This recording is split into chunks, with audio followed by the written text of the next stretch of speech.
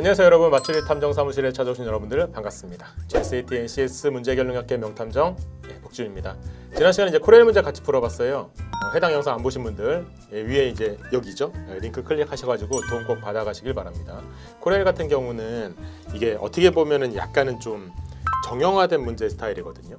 하기 때문에 그런 문제들, 특히 이제 제가 지난번에 풀었던 문제들 역시 NCS에서 흔히 볼 수 있는 그런 문제 유형들입니다.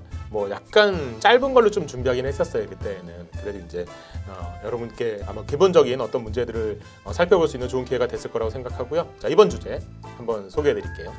이번 주제는요, 또 이제 슬슬 왔잖아요. 찬바람 불기 시작하면, 그러면 이제 또 개강하기 시작하면 슬슬 오죠. GSAT 추리 영역 한번 총정리 좀 해보려고 해요. 오늘은 총정리라고 하긴 했는데 지난번에 했던 총정리랑은 좀 다르게 지난번에는 문제만 막 주구장창 풀었거든요. 근데 이번에는 뭐 공부법, 뭐 멘탈 관리, 또 합격하신 분들은 뭐 이렇게 공부했대더라 이런 얘기 조금 넣어가지고 한번 얘기 좀 해보려고 해요. 그리고 문제도 이제 좀 간단하게 좀 풀어볼 거고요. 일단 문제는 먼저 좀 보여드릴게요. 문제 두 문제, 전형적으로 나오는 문제 스타일, 명제 문제 하나, 퀴즈 문제 하나 가져와 봤습니다. 한번 풀어보시고 모르겠으면 함께 한번 풀어보도록 하겠습니다. 자, 이번 사건도 한번 같이 한번 완벽하게 한번 해결해봐요. 저만 믿고 따라오세요. 오늘 문제 한번 보시죠.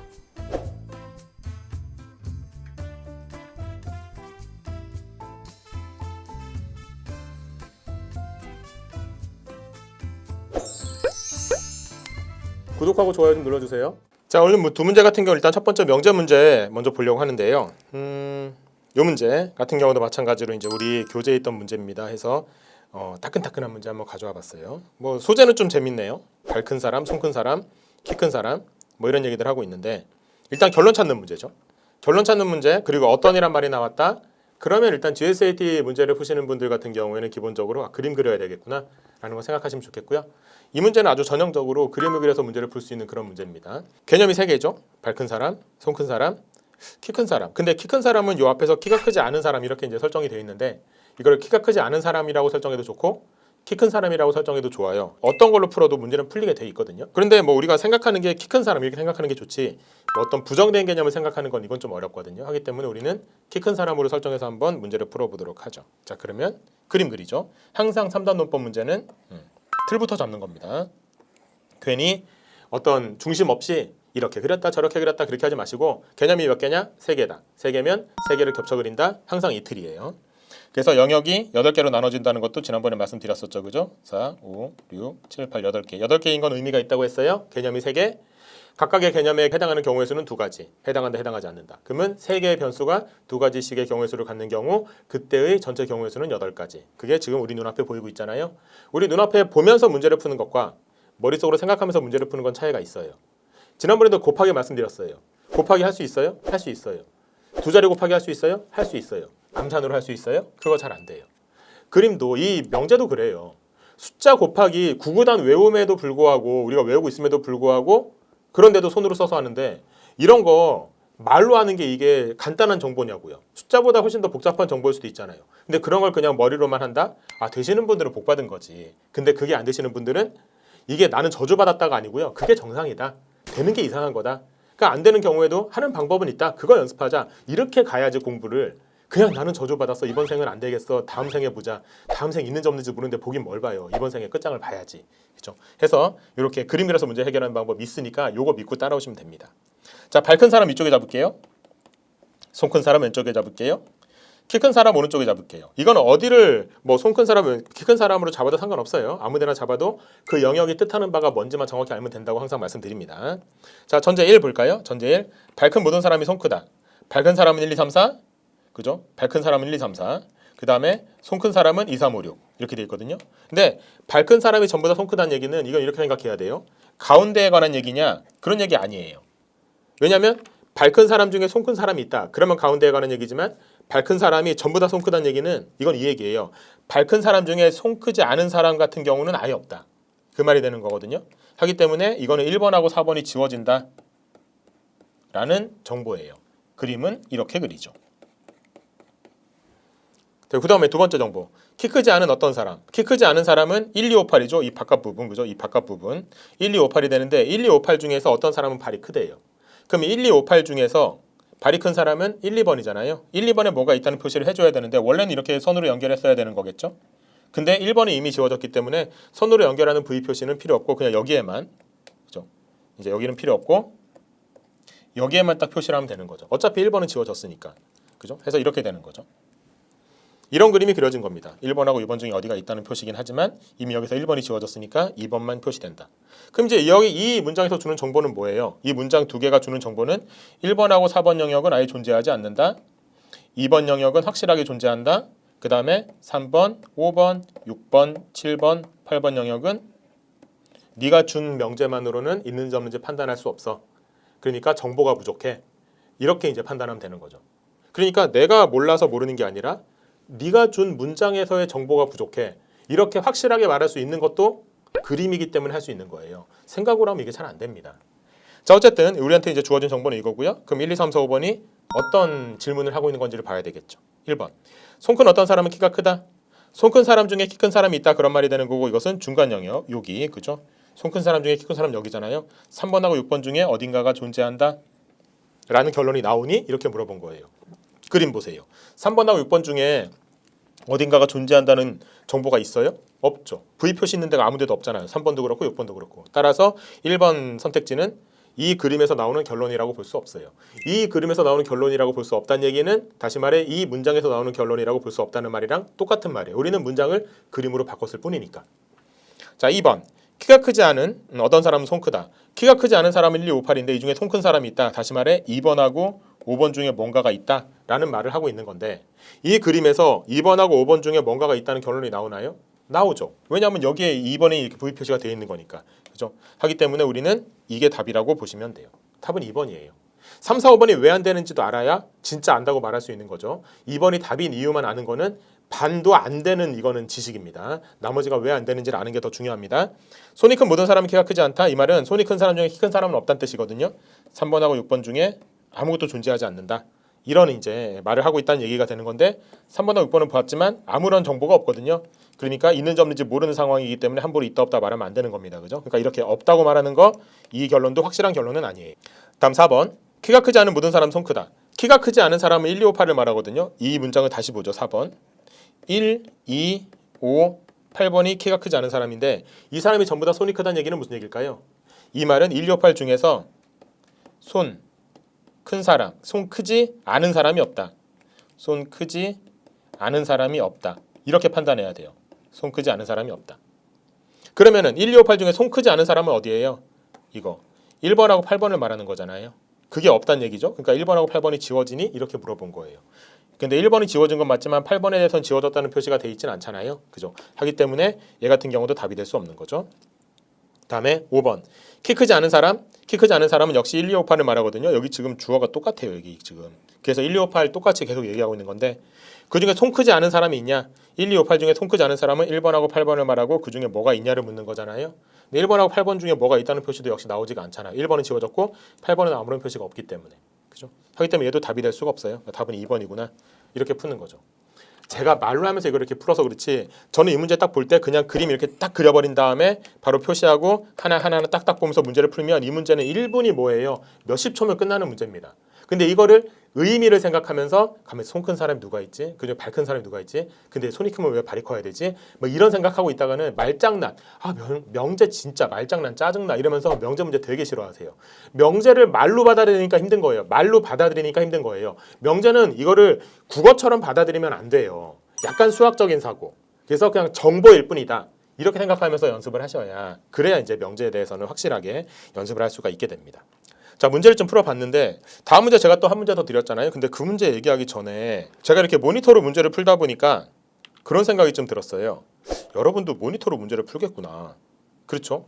저도 모니터로 문제를 지금 풀고 있는데 실은 제가 보통 문제를 풀 때에는 저는 모니터로 푸는 일은 잘 없어요. 제가 시험을 직접 보진 않잖아요. 그러다 보니까 저는 이제 책에다가 이제 문제를 풀거나 아니면 저는 PDF로 받아가지고 뭐 태블릿에 문제를 풀거나 이렇게 하고 또 이제 여러분한테 강의할 때는 칠판에 문제를 풀죠. 근데 그 칠판에 문제를 풀 때에도 보시면 알지만 이제 거기에 칠판에다가 이제 뭐 PPT로 쏴가지고 프로젝터로 쏴가지고 이제 문제를 풀단 말이죠. 무슨 얘기를 하고 있는 거냐면 모니터를 보면서 연습지에 문제를 푸는 거랑 그냥 내가 거기에다 필기할 수 있는 그 대상에다가 문제를 푸는 거랑은 차이가 크거든요. 그래서 그런 거를 포함해가지고 약간 GSAT 시험 볼 때 그 문제는 문제인데 시험장에서 맞닥뜨리는 상황 이런 거에 대한 것도 좀 여러분들이 좀 생각해 보실 게 있는 것 같아요. 그래서 그 얘기 몇 개만 좀 더 하고 그 다음에 문제를 좀 풀게요. 이거는 모르겠어요. 지금까지 제가 여러분하고 같이 맞추리 탐정사무소 이렇게 하면서 얘기 쭉 진행하고 있지만 실은 개인적으로 이렇게 만나가지고 뭔가 얘기할 수 있는 상황도 아니고 그리고 또 뭔가 살갑게 뭐 이렇게 뭐 형이라고 말하면 너무 죄송하고 뭐 삼촌 정도 되는 그런 입장에서 야 진짜 문제 너 공부 그렇게 하면 안 돼. 그렇게 공부해가지고는 다른 사람 삼성 가는 거 축하해주고 끝나. 네가 축하를 받아야지. 뭐 이런 얘기 또 하고 싶고 그렇긴 한데 이번 기회에서 이제 좀 이런 얘기 저런 얘기 조금만 더 해보려고 해요. 좀 몇 가지 얘기를 해보자면 일단은 여러분 많이 물어보시는 것 중에 커트라인 많이 물어보세요. 커트라인이요. 몇 개 맞아야 돼요? 이거요. 근데 커트라인은 이렇게 말씀드리는 게 정확한 답이에요. 아 몰라요. 저도 모른다고요. 그런데 이거 왜 그러냐면 계열사가 다 다르잖아요. 그리고 그 계열사마다 커트라인이 다르기 때문에 이걸 함부로 말씀드릴 수 없다는 거 첫 번째. 두 번째. 이거 말하면 이상한 거 아니에요? 왜냐면 삼성에서 이거 커트라인이 몇 개인지 공식적으로 발표하나요? 안 합니다. 그러면 물어보는 수밖에 없어요. 너 몇 개 풀었니? 됐니? 몇 개 맞았니? 됐니? 뭐 이런 식으로요. 물어볼 수는 있죠. 근데 여기에서 되게 결정적으로 이제 방해가 되는 게 뭐냐면 그분이 몇 개 맞았는지 자기도 몰라요. 그죠? 왜냐면 그냥 합격입니다 딱 나오고 그다음 면접 준비해서 이런 식으로 오는 거지. 지금 당신이 합격을 했는데 수리해서 몇 개, 추리해서 몇 개 맞아서 합격입니다. 이런 자료를 안 주거든요. 그러면 이제 그 다음으로 가는 건 기억에 의존을 하는 수밖에 없어요. 근데 그 기억도 몇 개 맞았니에 대한 기억은 정확히 나오질 않아요. 뭐가 나오냐? 몇 개 풀었니? 그것만 나오죠. 마킹 몇 개 했니? 이것만 저희가 물어볼 수 있을 뿐이거든요. 그래서 결국은 우리가 뽑아낼 수 있는 이 정확한 데이터라고 할 만한 거, 오피셜이라고 할 만한 거는 몇 개 푼 사람이 합격했다. 이 정도만 뽑아낼 수 있어요. 그런데 그것마저도 스펙트럼이 너무 넓어요. 어떤 분은 저는요 지금 수출이 30문제 중에 20문제도 마킹을 못했어요. 전 그냥 다음 시험 보려고요. 아니면은 삼성은 저랑 안 맞나 봐요. 이렇게 생각하시는 분이 있는데 갑자기 면접 보러 가요. 이런 분도 있어요. 어떤 분은 저 이번에 추리 괜찮았어요. 한 두세 개 정도만 마킹 못하고 다 마킹했어요. 마킹한 거 다 맞은 것 같아요. 근데 내년을 노려야 될 것 같아. 이런 경우도 있고 막 그렇거든요. 정확한 수치가 안 나오는 경우에는 제가 이거를 함부로 말씀드리는 건 좀 어려운 것 같아요. 그렇다고 그럼 이거 자료 없으니까 이거 여러분 신경 쓰지 마시고 알아서 하세요. 이렇게 말할 수는 없으니까 이 정도는 말씀드릴 수 있을 것 같아요. 여러분이 아무리 몇 개를 맞는다라는 목표를 정한다고 하더라도 이게 좀 어려운 경우가 생깁니다. 그러니까 무슨 얘기냐면 28개 맞아야지. 정했다고 28개 맞아지나요? 문제로 들어가 볼까요? 문제를 딱 하나 딱 정해놓고는 이 문제 1분 안에 풀어야지. 정한다고 1분 안에 풀어지나요? 이게 뭐 달리기나 무슨 육상이나 이런 것도 아니고 문제를 풀 때 어떤 특정한 문제는 풀어야 되는 시간이 있는 그만큼 시간을 쓸 수밖에 없는 그런 문제들은 분명히 존재하잖아요. 근데 그런 문제들을 막 다른 분들은 1분 30초, 2분 걸려서 문제를 풀어도 이건 다행이다라는 문제를 딱 놓고는 공부가 안 돼 있다 보니까 이 문제 1분 안에 풀어야 돼. 이 문제 1분 안에 풀어야 돼. 또 어떤 문제는 막 20초, 30초 안에 풀면 되는 그런 문제인데도 이거 1분 안에 풀면 돼. 이 착각한다던가. 그런 것들을 제대로 못하면은 그냥 이상하게 산술적으로 계산한 그런 시간들에 휘둘린다고요. 전략을 못 짜요. 그런 식으로 하지 마시고요. 문제로 놓고 보면은 1분 안에 풀어야 돼. 이런 게 의미가 없듯이 시험 전체로 봤을 때 몇 점 이상 맞아야 돼라는 게 일단은 지금 데이터가 부족하다는 점, 오피셜이 그러니까 공식적으로 이제 발표된 게 없다는 점 이런 점을 토대로 했을 때 그거를 목표로 삼는 거 그런 건 전 좋지 않아 보여요. 근데 이런 건 말씀드릴 수 있어요. 아까 말씀드린 것처럼 절반을 마킹을 못 했는데도 시험이 되는 경우도 있고요. 아니면은 나는 2개만 마킹 못하고 다 마킹했어요라고 했는데 시험이 떨어지는 경우도 있다는 거죠. 중요한 거는 조금밖에 마킹을 못했는데 시험 되시는 분들 같은 경우에 이제 보통 나오는 얘기는 푼 건 맞은 것 같아요. 그 얘기를 많이 하세요. 정답률이 중요한 것 같습니다. 그리고 많이 풀었다고 생각하는데 이제 이게 좀 결과가 안 좋으신 분들 같은 경우에는 이게 애매한 것도 그냥 다 이렇게 찍어버려서 그래서 마킹을 했다고 생각하시는 경우도 있고 아니면 이제 너무 섣불리 생각해가지고 실수하는 경우도 있고 그런 것 같거든요. 그래서 일단 중요한 거는 푼 건 맞추세요. 푼 건 맞춰야 됩니다. 그거는 조금 전으로 시간을 돌리면 풀 것 같은 것부터 풀어야 됩니다. 그냥 딱 보고 짧어, 길어 이런 걸로 판단하는 게 아니고 그동안 풀어왔던 경험으로 결정하는 거거든요. 그래서 그런 걸 좀 생각하시는 게 좋을 것 같아요. 공부하는 방향에 관한 얘기거든요. 만약에 문제를 봤는데 되게 어려운 문제다. 멘탈 흔들리지 마세요. 왜냐하면 그 문제는 다른 사람도 힘들 거예요. 이 문제는 뒤로 뺀 게 승자예요. 지금 잘 풀어가지고 답을 딱 낸 게 승자가 아니라고요. 시계를 쳐다보세요. 얼마나 시간이 걸렸는지. 그런 걸 생각하시면서 뒤로 뺄 걸. 이렇게 생각하시는 그런 전략도 좀 필요합니다. 그래서 뭐 커트라인 얘기를 물어보시는데 커트라인 얘기하면 이렇게 얘기가 좀 길어져요. 제가 말이. 이게 만약에 제가 피셋 문제 같은 경우도 제가 다루고 그랬잖아요. 피셋이면 이런 얘기 안 합니다. 피셋은요. 시험 끝나면 어느 정도 시간이 지나면 딱 결과가 나와요. 커트라인 몇 점 이렇게요. 그리고 피셋은 시험지를 주고 정답도 다 가르쳐 주기 때문에 본인이 몇 개 맞았는지 다 판단할 수 있어요. 수능처럼. 근데 G스타트는 안 그렇잖아요. 그러니까 그거에 맞게 공부 방향을 잡는 게 그게 이제 필요할 것 같아요. 그 다음에 제가 이제 전략에 관한 얘기를 했지만 이 전략에서도 약간 구체적으로 좀 얘기해 보자면 이 GSAT가 무슨 문제 유형이 있는지를 잠깐 정리해 볼게요. 일단 명자가 이렇게 있고요. 그 다음에 퀴즈들이 이렇게 나오죠. 단어 관계도 있고요. 도형 추리도 있어요. 도식 추리도 있고요. 그 다음에 논리 추론이라 그래가지고 약간 얘하고 얘 같은 경우는 다른 기업에서는 보통 국어, 그러니까 언어 영역에서 나오는 그런 문제들인 거죠. 보통 문제 수가 어떻게 되는지는 뭐 그때그때 좀 달라지긴 하지만 여기에서 문제 수는 푸는 순서를 보면 이렇게 푸시는 분 별로 없어요. 어떻게 가냐면요. 이렇게 왔다가 이렇게 가요. 그랬다가 일로 돌아와요. 무슨 얘기냐면 퀴즈가 되게 어려우니까 퀴즈를 뒤로 뺀다고요. 근데 퀴즈를 뒤로 빼도 되나요? 퀴즈에서 많이 풀리면 어떻게 해요? 많이 틀릴 수 있죠. 퀴즈에서는. 근데 다른 데서 많이 틀리는 것보다 퀴즈에서 많이 틀리는 게 오히려 그게 나아요. 왜냐하면 틀린다는 말은 좀 그렇고 좀 못 풀어낸다는 표현이 맞겠죠. 왜냐하면 퀴즈 같은 경우는 다들 어려워하기 때문에 여기서 시간을 많이 잡아먹거든요. 그러니까 이런 거죠. 퀴즈에서 막 어려운 문제들 풀었다고 좋아해. 근데 시계 보니까 막 한 문제 푸는데 3분 4분 지나 있어. 그리고 퀴즈 문제 다 풀고 보니까 뒤에는 이만큼의 시간이 남아 있어. 이게 지금 한 15문제 정도 될 거거든요. 많으면 이제 적으면 10문제 정도 되겠지만 근데 이 문제들은 시간만 주면 푸는 문제들인데 이 문제들을 시간이 부족해서 못 풀어. 그래놓고 퀴즈 많이 맞췄다고 좋아할 일이에요? 퀴즈에 무슨 뭐 배점이 많이라도 돼 있나요? 그렇지도 않잖아요. 하니까 여기서는 전략을 그렇게 짜는 게 맞아요. 퀴즈는 마지막에 푸는 게 좋아요. 그러려면 뭘 잘해야 되냐? 스킵. 진짜 시원시원하게 뒤로 빼야 돼요. 특히 퀴즈 문제 중에서 이게 꽤 많거든요. 퀴즈 문제가 많아지면 10문제, 15문제 이렇게 넘어가기도 하거든요. 근데 퀴즈 문제가 우리 모니터로 시험 보잖아요. 이렇게 시험지를 볼 때는 넘겨보면 돼요. 무슨 문제가 있나 쫙 이렇게. 근데 모니터로 시험 볼 때는 이거를 쫙 넘겨볼 수가 없잖아요. 클릭 해가면서 무슨 문제인지 봐야 되잖아요. 그래서 클릭하면서 보는 그 시간. 그래서 퀴즈 문제 중에 어떤 문제들이 이렇게 있는데 이 문제에서 어떤 문제를 먼저 풀 것인지를 전반적으로 보고, 그러니까 이 문제가 쉬워 보여도 다른 문제가 더 쉬우면 이 문제는 어려운 게 되는 거잖아요. 그죠? 그러니까 전반적으로 퀴즈 문제들을 본 다음에 어떤 문제를 먼저 풀 것인지 이제 계획을 짜야 되고, 그러려면 이런 것들을 하나씩 클릭해보는 시간이 필요한데 그 클릭해보는데 얼마나 시간이 걸리겠어요? 그 시간 아끼지 마세요. 그 시간 딱 하고 그 시간 써서 퀴즈 문제들 전반적으로 본 다음에 그 다음에 어떤 문제를 먼저 풀 것인지 돌아가서 푸시는 그 전략 해보시는 거 괜찮아요. 그래서 너무 시간 부족해 모니터를 하다 보니까 모니터 순서대로 넘겨야 돼 그런 거 하지 마시고요. 특히 이제 퀴즈 같은 경우에는 어려운 게 많으니까 그런 것들을 먼저 찾는 그런 연습도 좀 해보는 게 좋아요.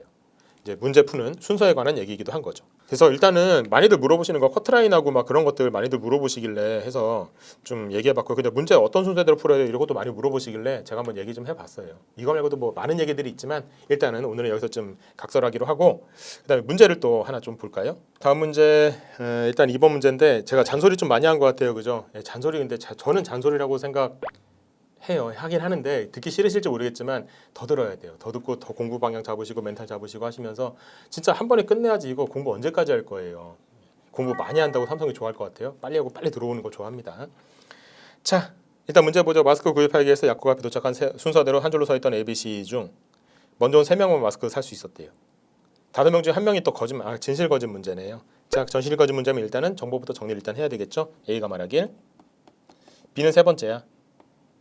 B가 말하길 D가 첫 번째야.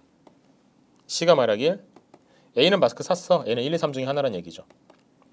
그리고 E보다 먼저래요. A가 E보다 먼저야. D가 말하길 C는 나하고 B 사이에 있었대요. 그럼 C는 나하고 B 사이에 있었다. 이렇게만 적어도 될까요? 사이라고 했지 누가 먼저인지 얘기한 적은 없어요. B가 여기, D가 여기, 그래서 C가 이렇게 될 수 있다고요. 마지막이 D는 마스크 구입하지 못했어. D는 4, 5위 중에 하나란 얘기죠. 이렇게. 자, 근데 이거는 범인 찾는 건 아니에요. 그죠? 왜냐하면 여기서 뭐 범인이 한 명이다 이런 말은 없으니까. 자, 근데 주어진 조건이 이거죠. 4T 1F. 거짓말이 하나란 얘기죠. 자, 그럼 이 문제를 보고 거짓말이 한 명이구나. 그럼 뭔가 어긋나는 관계, 모순되는 관계를 찾아야 되겠구나라는 생각을 하셨다면 그건 이제 잘하신 거고, 그 다음에 그 관계를 찾아내셨다면 또 잘하신 거고. 자, 볼까요? 여기에서 누구하고 누구를 한 쌍으로 좀 묶을까요? 서로 간에 동시에 진실일 수는 없는 쌍. 여기서 모순 관계는 나오진 않아요. 뭐 단순 부정이라든가 아니면 누가 말하길 누가 거짓말하다든가 이건 지금 안 나오고 있거든요. 근데 이 두 사람이 동시에 진실일 수는 없는 진술을 하고 있는 쌍이 있어요. 다른 게 보이셨을 수도 있는데 일단 저 같은 경우는 B하고 E를 찍어보도록 하겠습니다. 이렇게. 왜 그럴까요? B는 D가 1등이라고 했거든요. D에 관한 얘기를 하는데 B는 1등이라고 했고 지금 E는 4, 5등 중에 하나라고 했어요. 이 두 사람의 말은 진실 거짓 여부의 조합으로 따져보면 이 네 가지가 가능할 거예요. 둘 다 진실인 경우, 위에만 진실인 경우, 그 다음에 아래만 진실인 경우, 둘 다 거짓인 경우. 근데 이거서 둘 다 진실일 수는 없죠. 왜냐하면 내용이 D가 1등인데 D가 4, 5등일 수는 없잖아요. 그죠? 이건 안 돼요. 자, 그 다음에 오른쪽. 둘 다 거짓말일 수 있나요? 이건 내용상으로는 가능해요. 예를 들어 B가 3등이라면 그러면은 D가 1등이란 말도 거짓말이고 4, 5등이란 말도 거짓말이 되거든요. 하지만 이거는 문제 조건 때문에 안 돼요. 거짓말이 한 명이라 했거든요. 하기 때문에 이것도 안 돼요. 자, 이제 경우의 수가 2개 남았네요. 경우 1, 경우 2. 자, 어떤 걸 먼저 볼까요? 경우 1을 먼저 보겠다. 손 드시고. 경우 2를 먼저 보겠다. 그게 감이 온다. 손 드시고. 자, 경우 1, 경우 2. 자, 손 드신 분들 둘 다 그 손을 꺾으세요. 앞으로는 이러지 말아야 되겠다. 그러시면서 깊이 반성하세요. 경우 1을 먼저 본다. 경우 2를 먼저 본다. 둘 다 틀렸어요. 왜냐하면 이거는 그걸 따질 필요가 없거든요. 어차피 경우 수가 2개니까 하나 먼저 봐야 되는 거 아닌가요? 아니에요. 그거를 경우의 수를 나눈다는 거는 그 전제에 뭐가 깔려 있는 거냐면 더 이상 알 수 있는 게 없어. 그러니까 경우의 수를 나눠보자. 이렇게 가는 거거든요. 근데 얘 같은 경우는 지금 그렇지가 않아요. 지금 알 수 있는 게 있어요. 확정적으로 우리한테 주어진 정보가 있다고요. 그게 뭐냐? A하고 C하고 D의 진실 거짓 여부요. 뭐겠어요? 진실이에요? 거짓이에요? 이쯤까지 왔는데 모르면 그러면 다시 처음으로 돌아가서 그 문제를 보시던가. 자꾸 목소리가 높아지네. 아니면은 제가 많이 하는 거 있죠. 세수하고 오시던가 푸시업 하시던가 스탠드업 하시던가 스쿼트 하시던가. 정신 차리세요. 이 세 가지는 무조건 진실이에요? 거짓이에요? 무조건 진실이에요. 그죠? 왜요? 거짓말은 한 명이라고 했는데 왼쪽이라고 치면 거짓말이 E고 오른쪽이라고 치면 거짓말이 B이기 때문에 어쨌든 거짓말은 둘 중에 하나거든요. 그러니까 나머지는 무조건 진실일 수밖에 없잖아요. 이렇게 확정이 된다고요. 확정된 정보를 가지고 얘기를 이어가는 게 진실 거짓에서의 묘미가 되는 거지 경우의 수를 먼저 나누는 게 아니에요. 그거는 이제 하수들이 하는 방식이다. 이렇게 보시면 돼요. 자, 그러면 이제 우리가 1, 2, 3, 4, 5등까지 따져야 되는데 여기에서 확정된 정보만 가지고 먼저 얘기를 진행해 보죠. 먼저 첫 번째, B가 3등이라는 거, 그죠? 이게 진실이니까 B가 3등입니다. 다음 두 번째, 요거 진실인 거 요거 가지고 이제 해보려고 하는데 여기에서는 일단은 뭐가 되냐면 A가 1, 2, 3위 중에 하나라고 되어 있거든요. 자, 근데 A는 3위일 수는 없어요. B가 이미 여기 딱 자리를 잡고 있으니까, 그죠? 하기 때문에 여기에서 A가 1등이거나 A가 2등이거나 둘 중에 하나만 가능합니다. 3등일 수는 없으니까. 그 다음에 요거 A가 2보다 먼저라는 점 이거는 좀 이따 보기로 하고 요거 보죠. 요거 C의 자리하고 B의 자리 뭐 D의 자리에 관한 관계가 있거든요. 자, 근데 여기에서 D, C, B 위에 걸 먼저 볼게요. 이걸 먼저 보면 C가 여기 가운데 있는데 B가 지금 오른쪽에 와 있거든요. 요거 근데 이게 가능한가? 첫 번째에서는 첫 번째에서 그게 불가능하죠. B가 여기 있는데 앞에 C하고 D가 들어갈 자리가 없잖아요. C하고 D가 들어갈 자리가 없잖아요. 그죠? 하기 때문에 첫 번째 경우에서는 안 되는구나 라고 생각하시면 돼요. 근데 이게 진짜로 그냥 안 되는 걸로 확정이냐? 아니죠. 왜냐하면 이게 꼭 앞으로 가는 법 있나요? 뒤로 갈 수도 있잖아요. 그죠? 그러면 이거 앞으로는 안 되니까 뒤로 갈 수밖에 없는 거고 그러면 뒤로 가는 걸로 치면 이제 C, D 이게 가능해져요. 그러면서 여기가 2가 되는 걸로 일단 첫 번째 경우는 일단 정리가 돼요. 두 번째는요. 요 두 번째 경우를 보시면 이것도 앞으로 가는 건 안 되네요. 그죠? B가 여기 있고 C하고 D가 이렇게 갈 수는 없으니까. 그럼 뒤로 가는 수밖에 없고 이렇게. 그럼 여기 또 C, D가 이렇게 될 수밖에 없죠. 그럼 2가 남은 자리는 여기가 돼요. 자, 경우의 수 2개 나왔어요. 둘 다 되나요? 안 돼요. 왜냐면 아직 요거를 확정을 안 지었으니까. A가 2보다 앞에 있어야 된다고 했기 때문에 이제 이건 지워지는 거예요. 됐죠? 그럼 이게 답이에요. 아직까지 우리는 누가 거짓말인지 누가 진실인지에 대한 정보를 아직까지 캐내지 못했거든요. 그럼에도 불구하고 진실인 거 3개. 요 3개만 가지고 결론이 나와버렸어요. 이런 경우 많아요. 그래서 누가 진실인지 거짓인지 이거를 굳이 밝혀내려고 하지 마시고 일단 기본적으로 주어진 정보에 충실하게 그걸 가지고 문제를 풀고 그리고 나서 만약에 나중에 누가 거짓말했는지 물어보거나 그걸 알아야 되는 상황이 되면 그때 가서 이제 우리는 찾으면 된다 이렇게 보시면 돼요. 됐죠? 그럼 여기서 이제 우리가 알 수 있는 건 실제로 만약에 누가 거짓말했는지는 모르는 건데, 그러니까 지금 여기서 문제에서 묻고 있는 건 아닌데, 근데 본 김에 찾자면 D가 1등이라고 말하는 이거는 지금 거짓말이라는 걸 알 수 있잖아요. 그죠? 이게 이제 이렇게 되면서 아, 거짓말은 B가 있구나 이렇게 된다는 것도 추가로 알 수 있긴 합니다. 문제에서 묻는 거는 누가 거짓말했냐는 아니고 두 번째 도착한 사람이잖아요. 여기 있죠, 그죠? 그래서 이제 답이 5번 이렇게 된다고 보시면 되겠어요. 진실 거짓 문제인데 약간의 어긋나는 관계로 활용해야 된다는 점, 그리고 거기에서 하나 나아가서 주어진 정보만 가지고 정리했을 때 약간의 나열하기 문제까지 섞여 있다는 점. 그래서 이제 이 문제도 같이 한번 그런 의미를 가지고 풀어봤다 이렇게 이제 보시면 되겠습니다. 구독하고 좋아요 좀 눌러주세요. 자, 오늘도 문제 한번 쭉 풀어봤어요. 문제만 푼 거 아니고 잔소리도 했죠. 그냥 삼촌이 하는 잔소리다 라는 생각으로. 그리고 이제 삼성 현직에 있는 분은 제가 일단 아니긴 하죠. 하지만 삼성 현직에 있는 분과 많은 얘기를 나눠본, 그리고 그렇게 합격을 많이 시켜본, 이제 그리고 주위에 공부하는 사람들을 많이 본 그런 사람의 입장에서 뭐 한두 마디 했다고 생각해 주시면 되겠고요. 그리고 뭐 약간 잔소리같이 느껴지지 마시고 좀 도움이 되는 말이라고 생각해 주셨으면 좋겠어요. 나중에 한번 기회가 되면 이런 얘기만 모아서 또 하는 것도 한번 해보죠. GSAT에 들어오신 분들한테 많은 도움이 됐기를 바랍니다. 한 번 보고 넘기지 마시고요. 꼭 복습하시고요. 그래서 본인의 것으로 꼭 만드시기 바랍니다. 궁금한 점 있으시면 댓글로 의뢰해 주시고요. 그러면 제가 또 문제 보고 한번 같이 풀어보고 하는 시간을 또 따로 한번 가져보기로 할 거예요. 유튜브잖아요. 구독, 좋아요, 알림 설정해 주시면 여러분한테 많은 도움이 될 겁니다. 저희한테도 도움이 되고요. 서로 도움이 되도록 한번 노력해 봅시다. 오늘 마치는 여기까지입니다. 다음 시간에 봬요. 오늘도 수고하셨습니다.